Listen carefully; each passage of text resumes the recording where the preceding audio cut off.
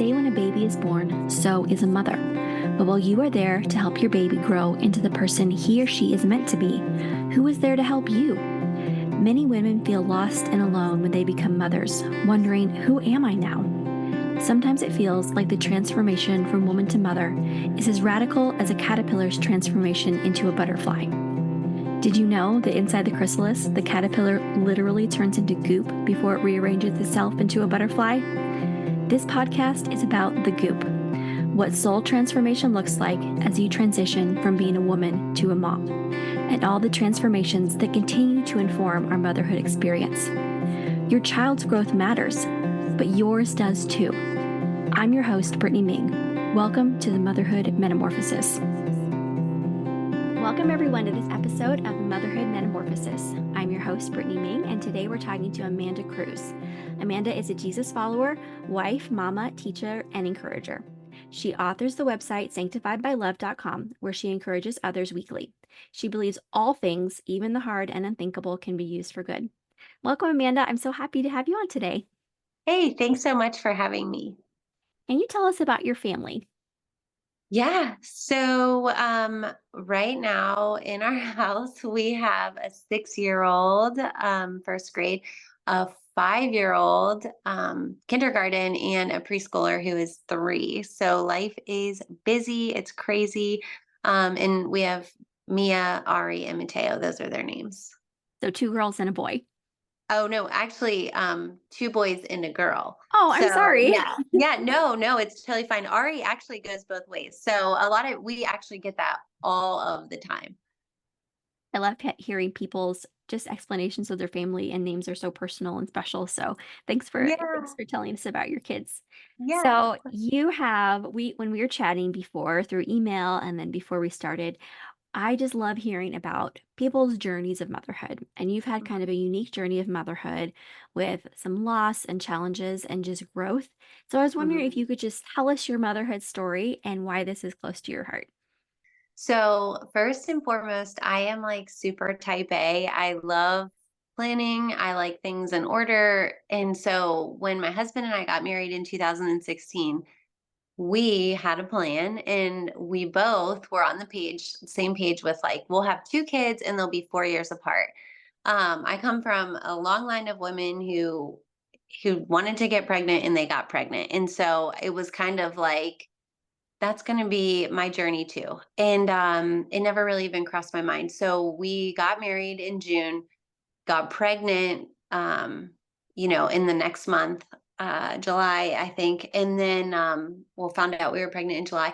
And then, so we were due in early April. And so in 2017 or in 2016, I'm kind of like, I have this like aha moment, like I have arrived. As crazy as that sounds, but I think some of you will know what I'm talking about. Just like everything that you work hard for is coming together and you're like, hey, I've put my blood, sweat, and tears like into this life. And now I'm married. We have a house. I have a great job. I love, where I work and where we live, and just everything is perfect. And now we're pregnant and we knew it was a boy. So we're like this, like, I'm just like cruising at this point. Until March of 2017, I woke up and it was like a super unusual morning. In hindsight, my husband and I were both like, yeah, like it was just off. He woke up a little bit late for work. And so he kind of scurried out of the house. We didn't do like our morning routine that we were doing at the time. And then I was just kind of like laying in bed and I'm like, oh, usually I wake up to kicks from Carson. And this specific morning, I had nothing. So I'm like, well, that's strange. So I went downstairs and I tried to get him to move. Like I drank some cold water, ate some cereal. And I'm like, oh, like, he's really, it's starting to freak me out, to be honest. Like I was starting to feel like this stress, like he's not moving. But then at the same time, I'm like, you overreact, you blow everything out of the water, like take a shower, take. And so I went in and took a shower. I'm like, if I can't get him to move here, like I'm going to call my doctor, which I ended up getting out after just like a few minutes. And I'm like really concerned. I called my doctor's office and I'm like, hey, I hope that I'm freaking out. I'm really worried. But I'm not getting any movement this morning." And they said, "Come right in." Well, at the time, my husband worked in Pittsburgh, and so he was an hour away. Um, and I was like, I don't really know what to do. So I called my mother-in-law. She lives 5 minutes away from us at the time, she did. And she met me at the hospital, and we went in to the room like pretty much immediately. And they put the ultrasound on, and the tech said, "I'm going to grab the doctor. Something's wrong with the machine." And so he came in, and they put the Doppler back on my belly. And he said, "Amanda, I'm so sorry, but there's no heartbeat." Mhm. And at this point, I was 37 weeks pregnant. And so I felt like my worst possible nightmare that I never even dreamed of.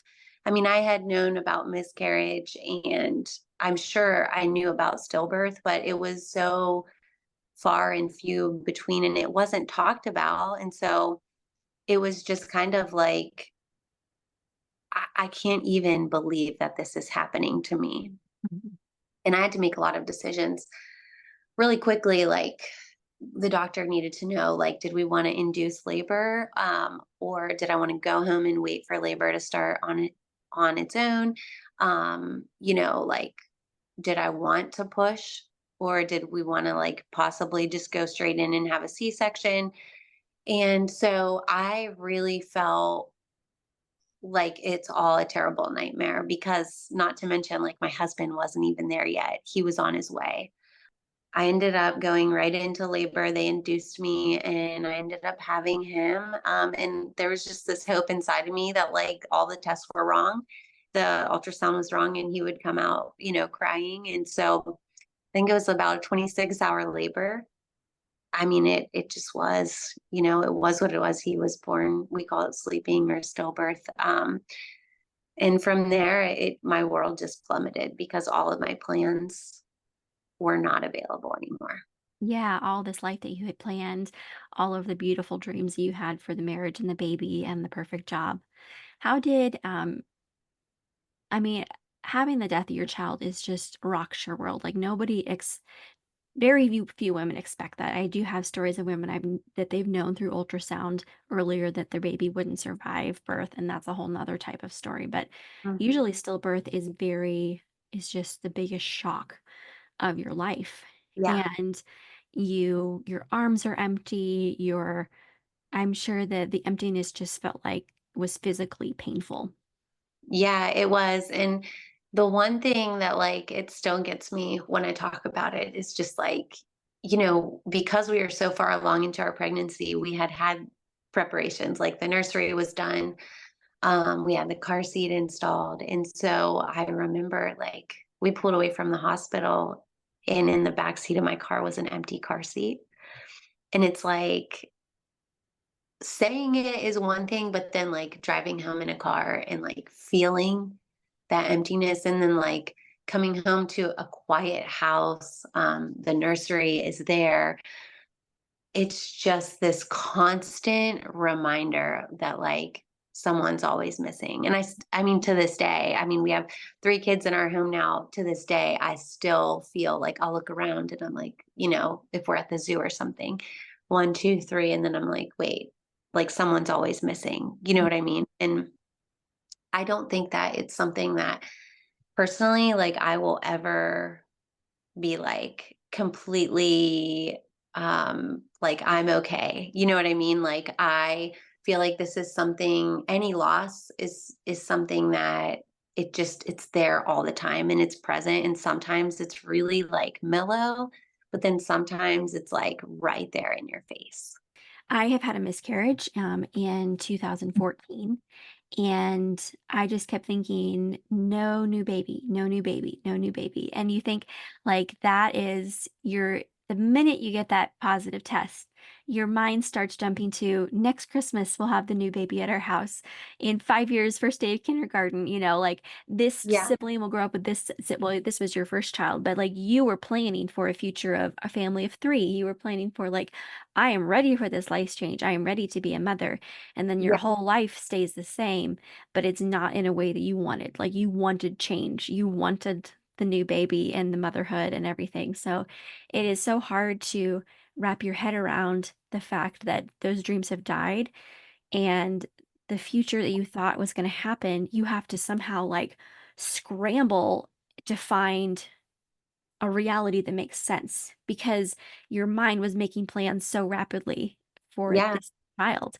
And I'm sure life didn't make sense at all. And when you came home and you tried to keep moving forward, what day was he born? He was born on March 18th. March 18th. So, yeah, we found out on St. Patrick's Day on March 17th that his heart had stopped, and then he was born on the 18th the next. So like March 19th, March 20th, like all through that month and the next, like I'm sure that you were like, what does my future look like now? Can I don't know of a lot of women who talk about the aftermath of a birth baby and what it's like to be a woman. Sometimes you like to jump to the happy ending, like, oh, you had another baby, you had the rainbow baby. But can you tell us what it's like to walk that path after stillbirth? Yeah, I mean, it is absolutely like excruciating. I mean, so I chose to have like a natural birth. Like, I had an epidural, but I pushed, and so I had a lot of trauma. Like, birth is traumatic to our bodies. Like I mean, like, really, women are amazing to be able to push children out of their bodies. And so I had done that. And so I was just like, I mean, it's agonizing afterwards, but like, usually you feel bad, but you have this like little tiny human that you have to care for and feed, and like, which is all hard too. Um, but I was just there, like, it was just my husband and me. And some mornings, like, I didn't even want to like get out of bed. I didn't want to go on. I didn't have like, I felt like I didn't have a purpose of like even being alive. Like, that might sound crazy, but I'm just like, my world was shattered. Mhm. And it's like, all I wanted was to have a child in my arms, to have my child in my arms. And it was like, I couldn't do that. We had to actually get up and go to the funeral home to make arrangements, like, where I wish I was just like snuggling or washing bottles or pumping or whatever it is that, we do. And so it was just terrible. And then, like, we ended up having a memorial service for him. And so we had to plan that. But then, like, slowly, your body heals, but it's just the hurt doesn't. It's just there. And so everybody else's life kind of moved on. Like, they came to the memorial service, they showed up with food and flowers. And like, let me tell you, like, the community that was behind us, that is still behind us, we're still friends with all of these people. Like, they were incredible. They showed up in big ways. But like, eventually everybody else's life goes on, and they may like shoot you a text and say like, thinking about you. But like, we were left with the stillness and like the quiet of the home and like our nursery. Like, what do we do with this? And so, yeah, like, I mean, happy endings do come, but like, I never want to discount the pain, physical and emotional, and all of it that goes into like the days after your miscarriage, after your stillbirth, or whatever it is that you're walking through. Maybe you're listening and you're like, I just lost a parent. That pain never, like, it's unexplainable. Mhm. I'm sure you've seen images like this, but I've seen the image of like grief as being like this tightly woven ball and it fills up your entire life. So there's like a circle drawn around this ball and the ball of grief fills up the entire circle. And Mhm. then people think, oh, grief, it's going to get smaller and smaller, but it's not true. Like that grief stays the same and it can flare up on certain days where it gets even more acute. But it gradually, your life becomes bigger around it. So it's not like the grief changes or goes smaller, but your life gradually becomes larger around that ball of grief. Have you seen an image like that? I don't know if people have Yeah. shared those online. Yeah. Has that Yeah. been, has that resonated with you, or do you have a different image of the way that grief has worked for you? No, I definitely think it does, because it is always there. I had a friend. we're still friends. She lost her son. He was much older, and she said to me, she took me out to lunch or dinner one day after Carson died. And she was like one of those friends that she showed up when I needed her, because everybody else, they kind of like, they have to go back to their lives. And she knew, she's like, listen, like the memorial service is not for you. It's to comfort everybody else. And she's like, I'm going to be here for you afterwards. But I remember sitting across from her at the table, and she said, listen, like she said, this is what grief's like. Imagine that you're standing out in the ocean and the waves are coming in, and the waves are like mostly calm, but then all of a sudden there's like that big one that sneaks up on you and it knocks you over. And she's like, that's what grief's like, because most days you're like, I can wade right here, like I feel it, it's there, but I can see what's coming. But then every once in a while you have these triggers, these big waves that just come out of nowhere and they just like knock you over. And so that picture has always been in my head, because like so many people are like, oh, there's 5 stages of grief, like I is it like denial, anger, um Something that there's so many things saying like there's not 5 stages of grief and they don't come in order. And sometimes you get to right. acceptance and then you're angry again. And Yeah, and that was like, people were like, "There's 5 stages of grief, like you've got this, like work through it." But like in my experience, it hasn't been like that. Like there have been those stages and waves throughout my life, but like honestly, it's just this mesh of mess. Like it's just, you never know what's going to show up. yeah, for sure. I know that you're describing those months afterwards and how hard it was. Do you have a moment or a story where you thought you had a little light in the dark where you thought I'm starting to feel like myself again? Um, so yeah, kind of. Well, okay, so we lost Carson in 2017, and then we also had a miscarriage in the later part of 2017. At 10 weeks, we lost a little girl. And so, like, for me, I was like, I mean, and we planned that pregnancy, like for as much as we could plan it. We were like, we're getting pregnant as soon as we can. Like, we're gonna try again, and like, I'm gonna be brave. And after that loss, I was just kind of like, I can't do this. Like, I cannot do this. And so we opened up our home to, we went through an agency that did foster care and private adoption. And so at this point, I was kind of just like, I want to like just care for someone. Mm. I want to love somebody, whether, they're my child or I'm just respite for a parent to get their life together. Like I just need to love someone, Mhm. and like a baby, And so we opened up our home to foster children and to private adoption. And we opened in like December, and we were placed with our first foster child in January. He was a little boy. He was so tiny, weighed like 5 pounds. And so we had him when I got a call in March, on March 13th. And it was our social worker, and she said, "Hey, you are selected for private adoption." And It's I right before the anniversary of Connor's death. yeah, yeah. And so we were like, "What? Like this is crazy." I'm like, "Yeah." And then I'm like, "Well, I have to call my husband." Like, but yes, like yes. And so I called my husband, and he was like, "Yes." He was working in Pittsburgh, so he's like, "I'm coming home." And they said, you can meet your daughter tomorrow at noon in Charleston. She had like a little NICU stay. Um, and so we had this baby. He was 6 weeks at the time.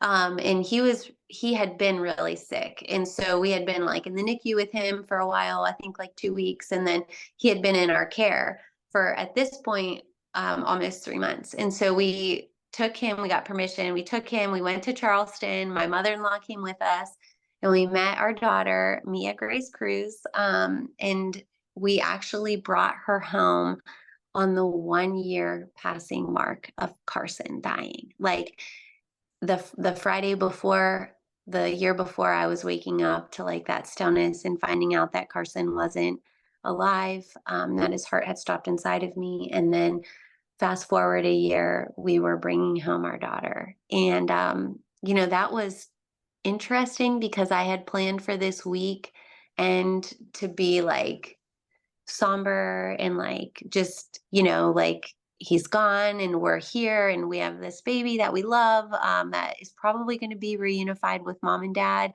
which was really hard. He was reunified the next month in April. And we still like I still talk to his parents and they are great and he's beautiful. And but that was hard too, like saying goodbye to a foster child. But we had Mia. And so going in, and I know this is kind of like a not answering your question fully, but it's just really beautiful like how our story all came together. But like in where we lived at the time, you had to wait 6 months to finalize your adoption. And so we were finalizing her adoption on September 21st, in which my husband's birthday is the 23rd. So like it was aligning in the week before. I was like, I'm really not feeling well. I was not like, I don't know, I was just not feeling well. And I'm like, surely like I can't be pregnant because we weren't trying to get pregnant. Well, it turns out I was pregnant. And so we ended up having Mia and Ari 13 months apart, which was not my plan at all. We had planned two Not the kids 4 4 years. years apart. Yeah. And so I have just kind of realized that like through motherhood, and now that I'm in it, like we have a 6, a 5, and a 3-year-old, like it's messy and you can plan your heart out. You can make all of the plans, but ultimately, like they're never gonna go the way that we want them to perfectly. And that's the beauty of life. And you know, Mateo came 2 years later after Ari, surprise baby.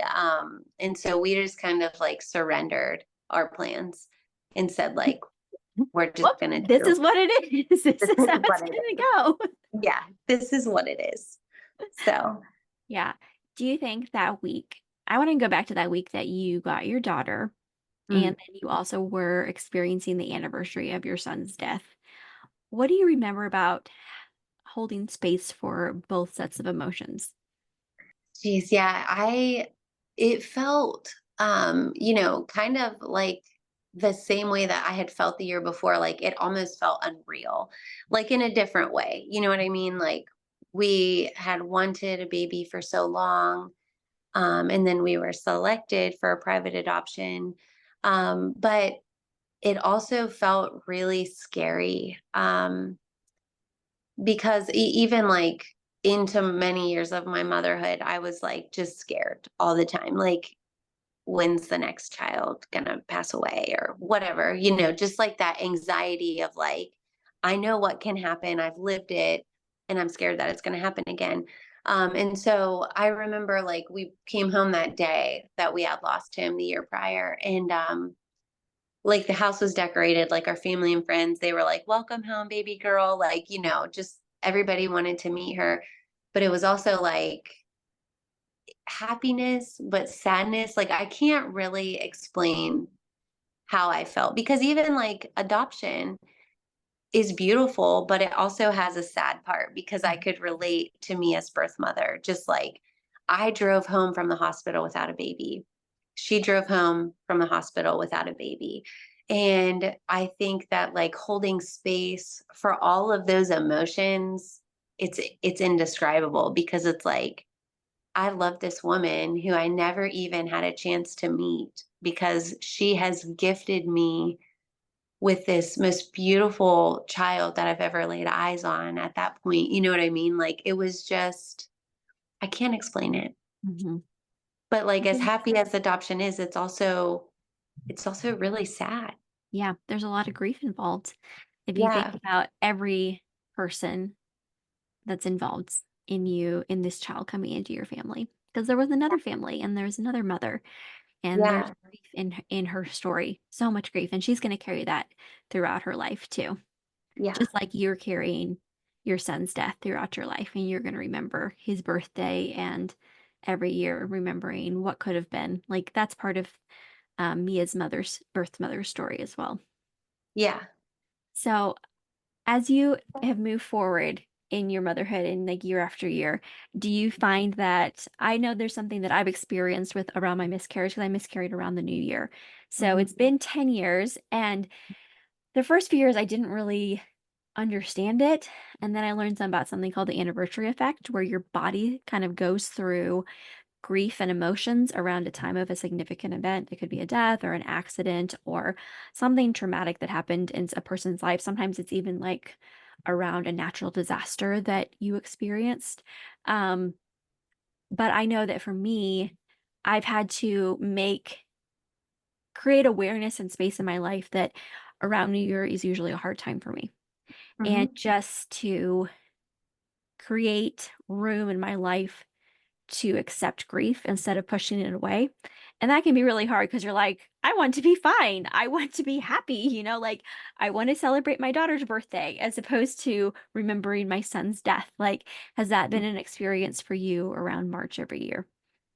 Yeah. So March is hard. And honestly, like I feel like I start to feel it towards the end of February. And like some years it kind of catches me off guard because I'm like going, like life with kids is crazy. I mean, it's messy, but it's just crazy and I love it, but I'm also like in it.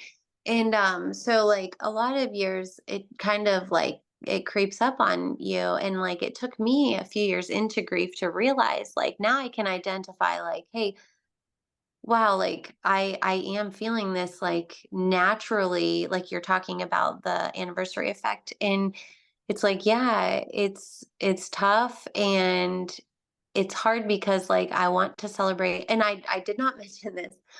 My daughter was actually born on my birthday. Oh, really?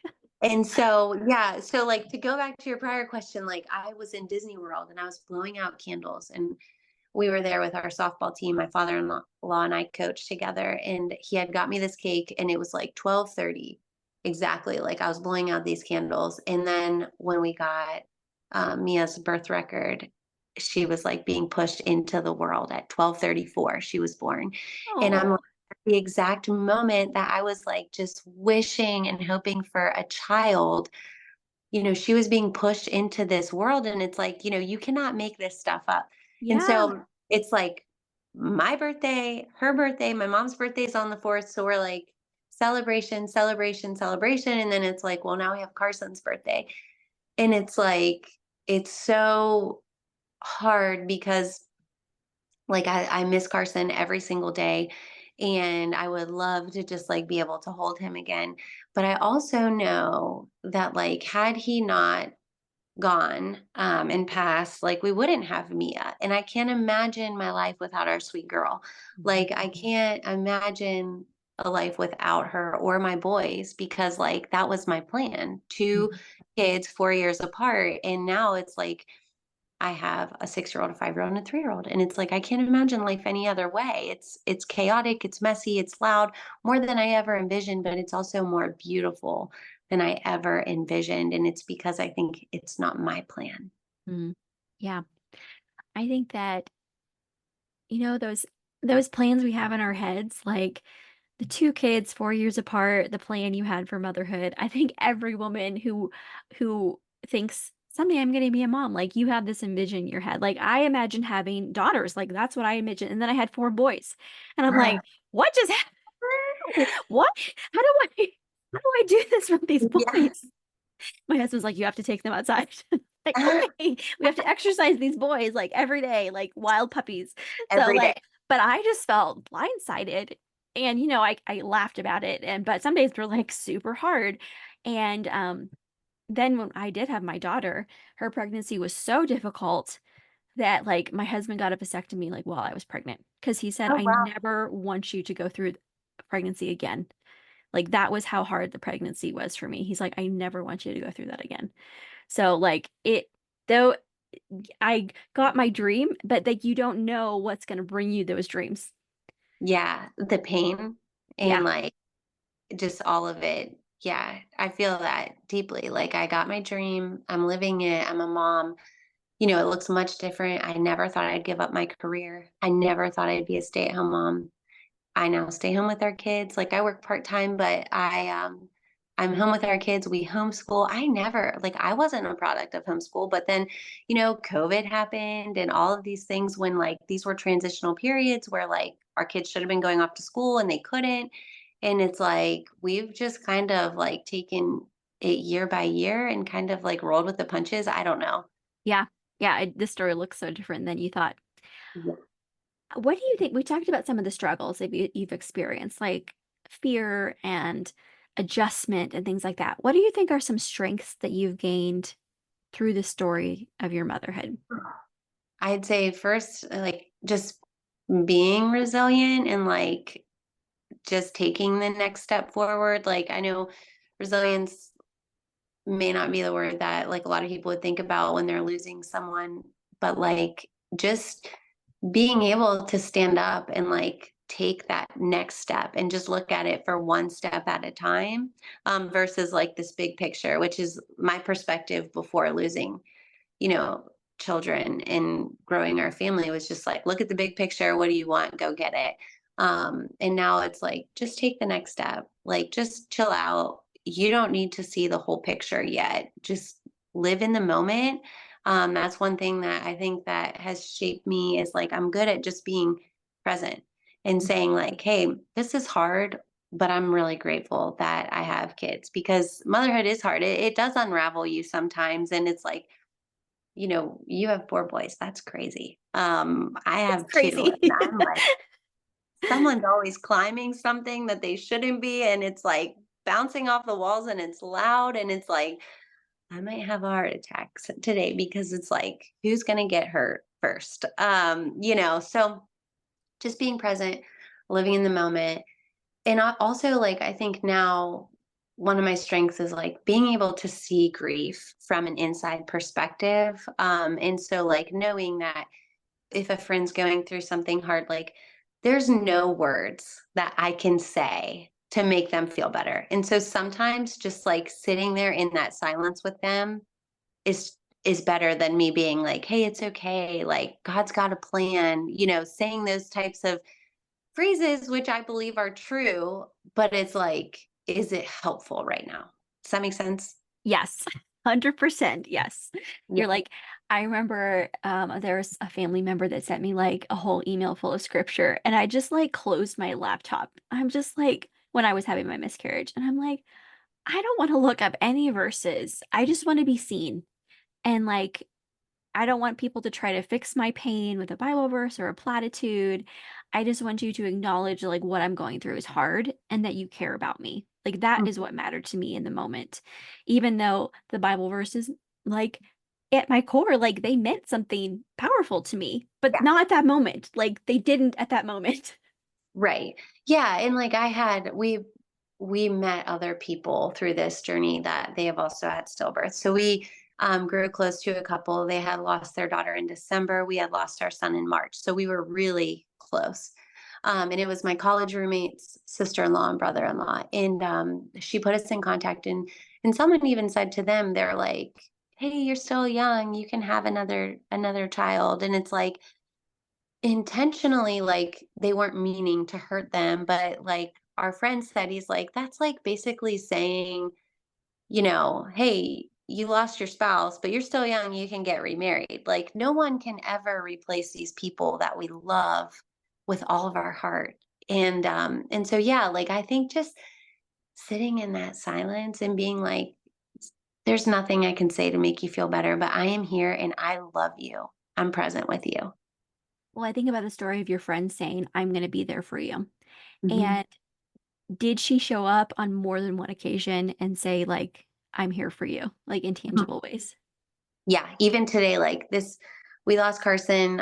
He would have been 7.5. So in March, he would have been 7. So we lost Carson 7 years ago, 7.5 years ago. And like even just a few months ago, we were in a Bible study together and something came up and she just came over afterwards and she just hugged me.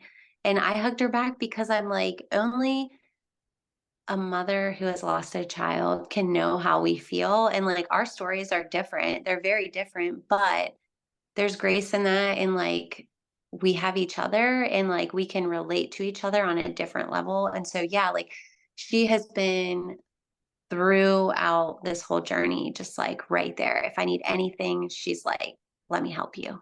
Yeah.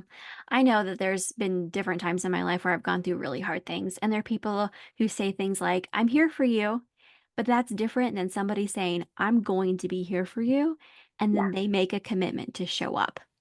Yeah. And that takes I know that I have and you can't do that for everybody. Like, you can't make yourself available to everybody, but I think, like, for me, when I've had, um, friends that have been going through hard times, I've had to say, "I'm gonna be here for you," and then you make that commitment to, like, check in every other day, send a meal once a week, or send flowers once a month, or, like, whatever it is that gets them through that super hard time. Um, Mhm. Making a commitment to be the friend who shows up can make a huge difference in somebody's life who's going through a really, really hard time. Yeah, and like if you are listening, and I just like want to encourage you that like if you're listening out there and you haven't experienced like this kind of loss, just show up. Like, show up and say the baby's name. Like our son Carson, like so many people were like didn't want to talk about it and like skirted around, but this is life. This is where I am. And it might be awkward, it may be uncomfortable, but you are remembering. And by remembering, you are giving me or that person a gift. Mhm. I just watched a news story the other day. It was about September 11th, and it was one of the firefighters that was remembering a colleague that had died. And the firefighter that was talking, she was African American, and her colleague that died was white. But he was like a very, very good friend of hers, and he passed away. And she said, in the African American community, when we say somebody's name, we're giving, we're keeping them alive, like, in our Mhm. minds and in our lives, like, when we say their name. And I thought that was just, like, a beautiful tradition that we don't always hear about, that we can take maybe from other cultures, and just encouraging people to say, "Hey, when you say my loved one's name, when you say my baby's name, you are giving them life, and you're bringing them into the present in a way Mhm. that maybe you hadn't before." And sometimes that can be a fearful thing, but to you, like, that means everything. It's like loving them by saying their name. Right. Yeah. And it's like we always say like we have four children. We have three here and one in heaven. And it's like I will carry him forever with me. And even like our little girl that we lost, I will carry her too. And it's like, just because they're not here doesn't mean they never existed. Because for a full year before we brought children into our home, like I was a mom, but I didn't have my baby here. Mhm. Yeah, yeah, exactly. Amanda, thank you so much for sharing your story. I know these are not easy things to think about or easy things to talk about. And so I just really appreciate that you were willing to talk about it. So Thank you so much for letting me talk about it. I like to ask kind of a fun question or maybe a thought-provoking question at the end. You're a mom of three littles, you're homeschooling. What is saving your life right now? Um, well, a couple of things. One, like getting outside. It's so nice here in Ohio. Like we went for a long hike, 2.5 miles yesterday. So I'm like, they started strong, but didn't, fully finish strong. But like just getting outside and getting fresh air is saving my life right now because winter is coming. And then also, like, I really take my faith seriously. So just like studying the word of God and just leaning into that through the ups and downs of motherhood because ultimately, like, he is what saves me. Thank you for sharing that. Where can we find you online? You can find me at sanctifiedbylove.com. That's my website. Or Instagram, as.cruz is my handle. And Facebook is just Amanda Cruz. Great, thanks. I'll share those in the show notes so people can look up your writing and follow your story. Yeah, thank you so much for having me. Yes, thank you. Thank you so much for listening to this episode of the Motherhood Metamorphosis. If you've enjoyed this episode, please hit the thumbs up and subscribe to this channel so you never miss an episode. Next, tell your friends. Podcasts are a slow growth type of social media, So promo works best when it's from person to person. If you know another mom who's in the goop right now, send her a text of encouragement and the link to the episode that is speaking to your heart right now. If you have a story about your own matrescence, the physical, emotional, hormonal, and social transition that occurs when someone becomes a mother, please leave a comment below. I want this channel to be a place where women can build community about the challenges and joys of their own motherhood metamorphosis. Thank you so much for listening today. I hope it encouraged you and gave you some good food for thought. If you ever have any questions, comments, or you'd like to reach out to me personally, you can email me at brittanyaming@gmail.com.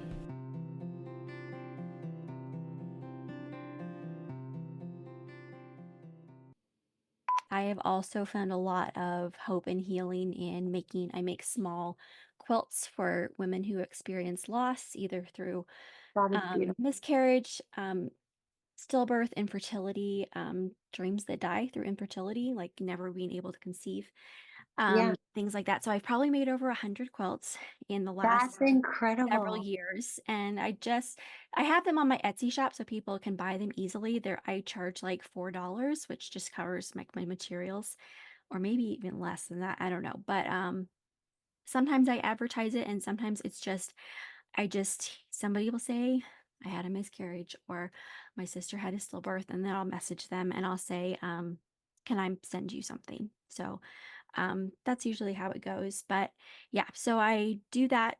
I have for the last several years just to have people don't have the baby to hold. So having Yeah, something to hold, I think is really tangibly healing, and it yeah, just says loved. I just embroider loved on it, and I just want them to know like their baby's loved and like they are loved. that's So beautiful. so that's something that has really helped me to give back, Yeah, like put love into the world when I've had a lot of pain through it. So yeah, yeah, I love that.